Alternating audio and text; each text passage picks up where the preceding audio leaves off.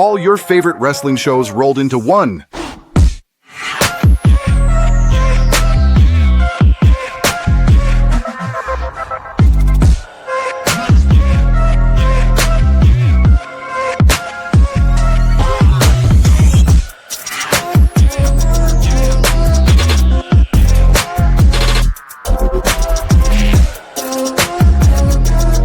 Welcome to the WeBookIt Podcast. Let's start the show.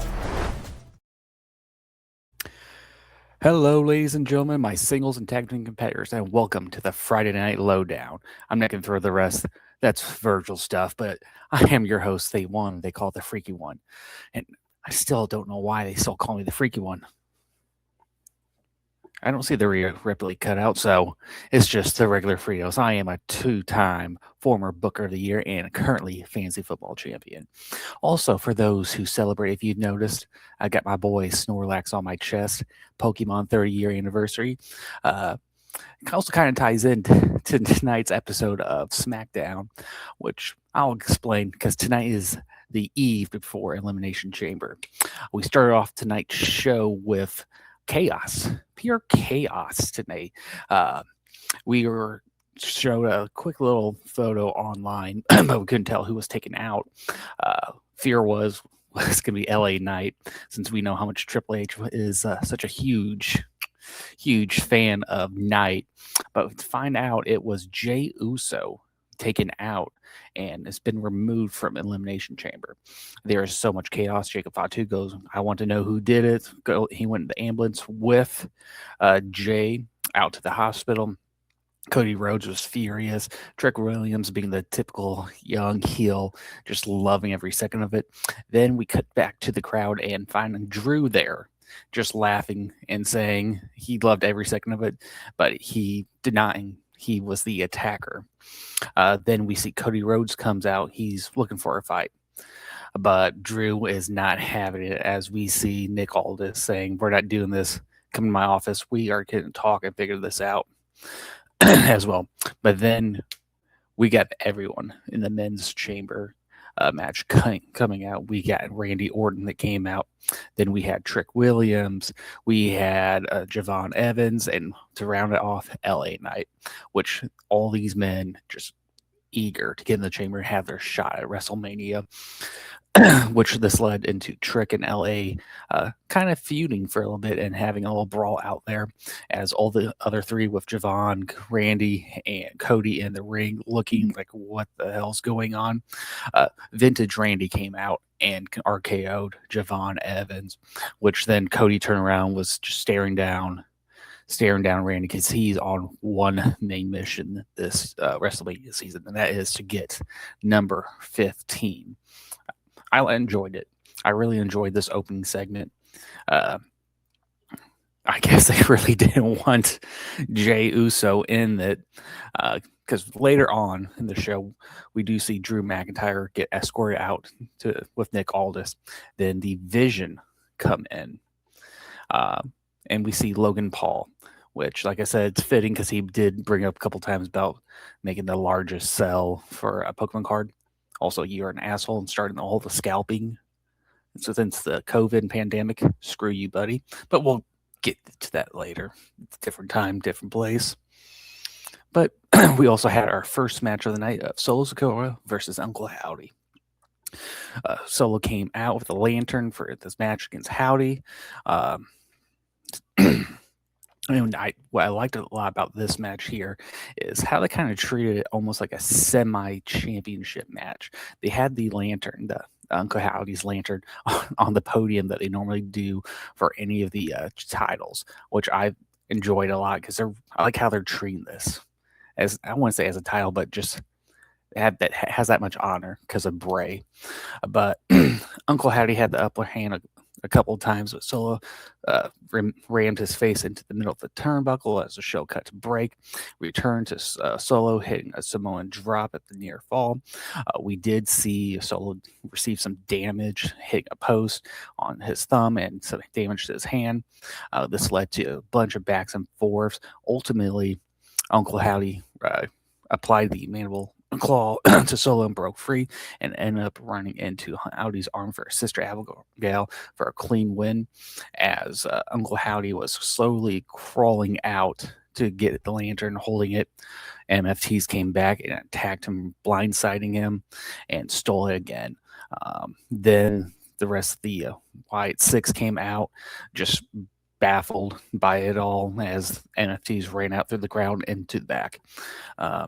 Nothing too much. They're still continuing on this feud. I thought after that it might have ended, but they're definitely continuing this on.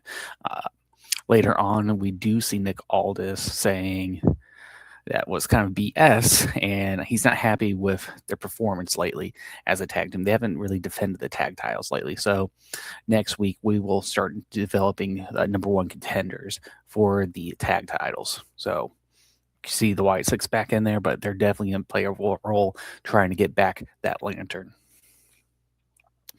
Next match of the night is Tiffany Stratton. This match happened due to Asuka and Kairi Sane showing up, Asuka talking shit. Tiffany came out, and after that, we had Chelsea Green and Alba Fire out there watching at commentary desk. Then, as the Kabuki Warriors came out, Asuka saying, I'm not done. I am not coming out there for tonight's match. You got Kairi. I got Elimination Chamber. I ain't going to get hurt. Smart. Way to be smart. But Tiffany and Kairi started trading and doing some takedowns. Stratton took control and hit a slingshot and crossbody over the top rope with Sane tried to take a breather at ringside. Having Sane and Asuka felt kind of a bait and switch, but Sane doesn't get enough of the ring time these days. And I felt it was a kind of an unwelcome change. Ultimately, Alba and Chelsea did somewhat get involved, which led to them getting hit. Then Chelsea standing up talking trash to Tiffany Stratton, and then just taking a dive from Kairi. Overall, we knew Tiffany Stratton was going to win. I thought the match was really good. We saw the athletics of the women. And of course, anything with Chelsea Green right now, over the top. I love it. I've been a huge fan of Chelsea. That's no lie. Huge fan, and especially I think now that she's getting somewhat more of a fan push, especially due to Michael Hayes' comments on Unreal, with his comments from the Undertaker's 6 Feet Under podcast. So when she's healthy, expect some big things again from Chelsea.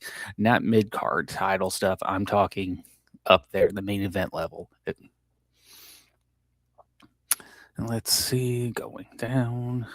Then our next match of the night is the most anticipated match from one Teddy Long, The Miz versus Oba Femi. This it's definitely a squash match. They definitely had to go for about 5 to 10 minutes. But here's the interesting thing. Just like the Kit Wilson match from last week, they gave Oba some mic time, which I'm starting to like because they're really showing he's much more than just a Brock Lesnar type.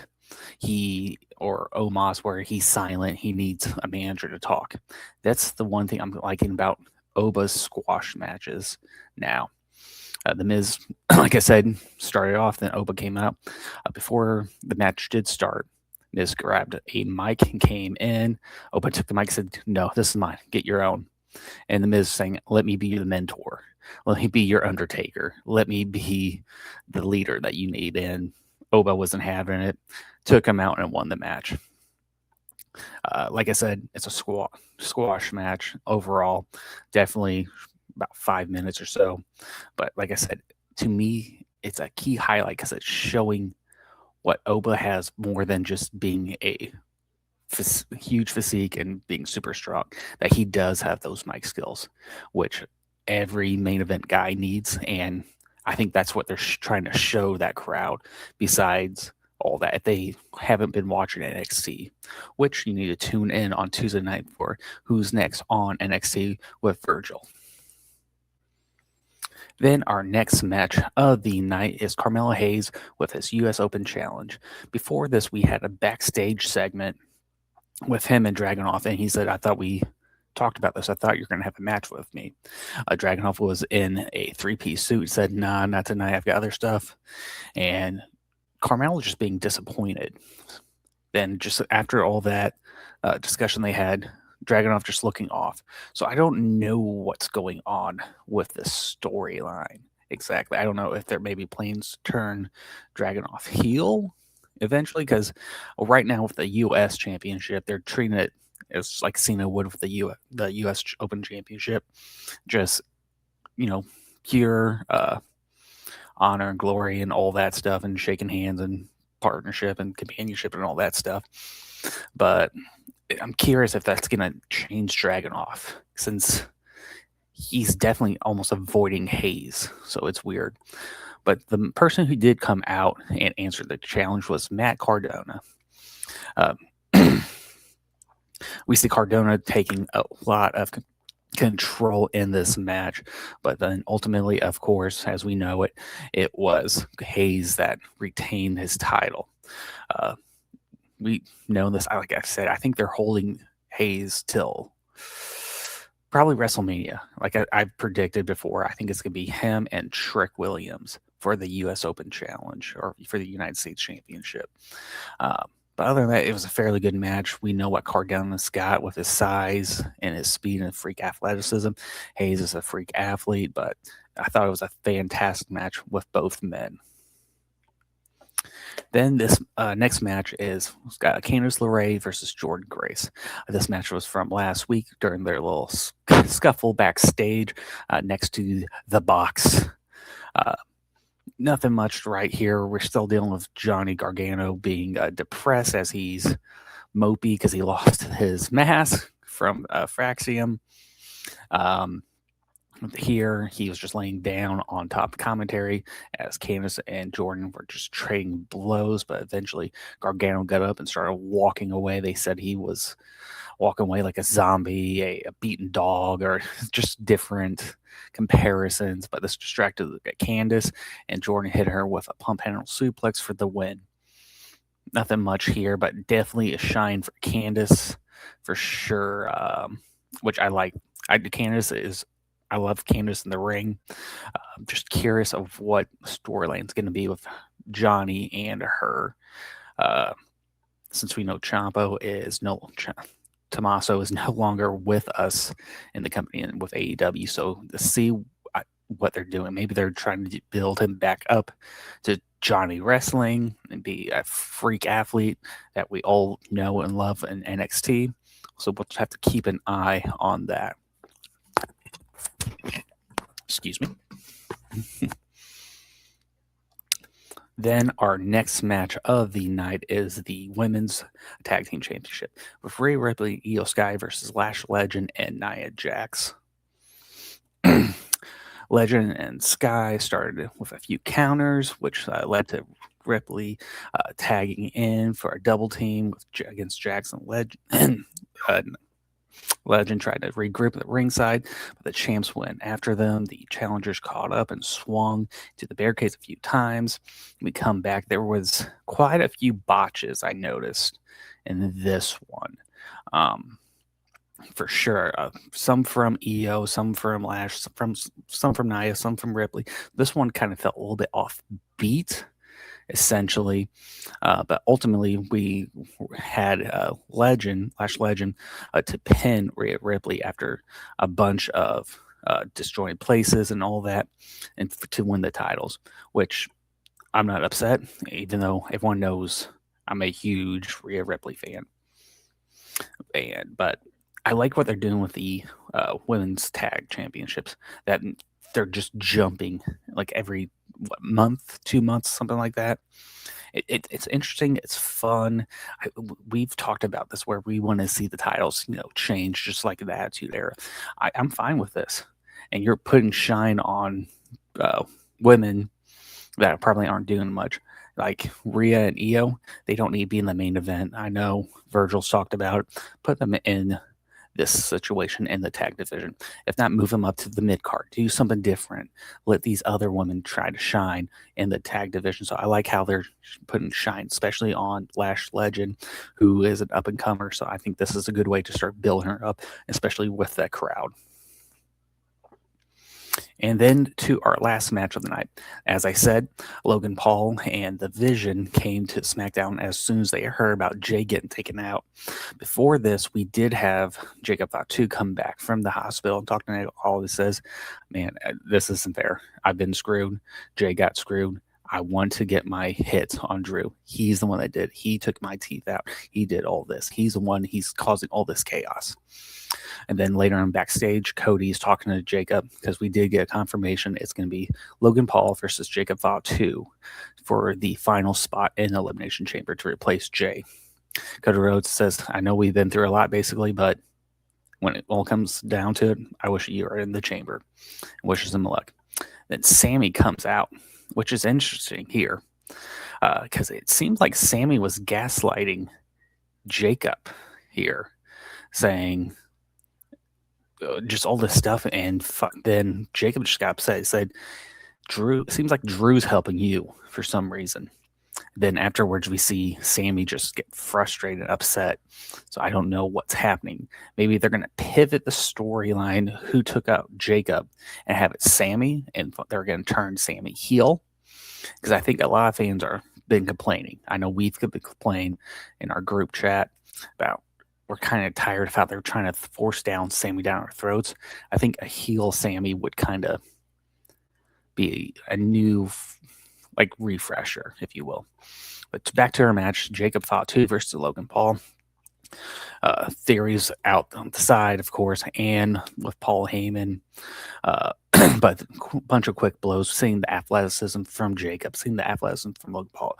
We knew this. But then we get a couple of distractions, of course, from Austin Theory and then from Paul Heyman, which led to a low blow.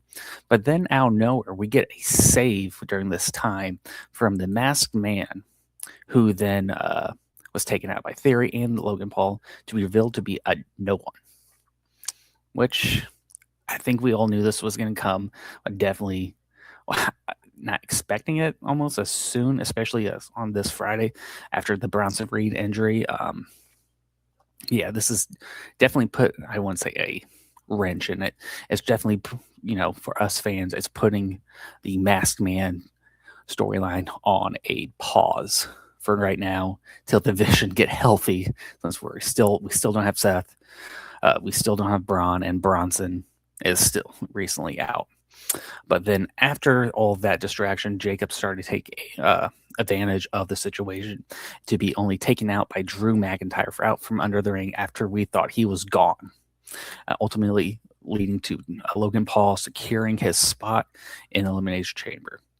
I thought it was going to be a great chamber with avoiding Logan, but I would have loved to see Jacob in the Elimination Chamber and shine, but this is definitely going to do something with Mania. Like I said, there's been stories about maybe a fatal 4-way, fatal 5-way, because backstage, I know Randy had a moment with Aleister Black, so maybe they're doing that with him for WrestleMania now. Do I like it? Sure, but I really want him to end the main event title picture, so we'll see. But that has been your Friday lowdown, throwdown, hoedown, bring around town, all that stuff that Virgil says.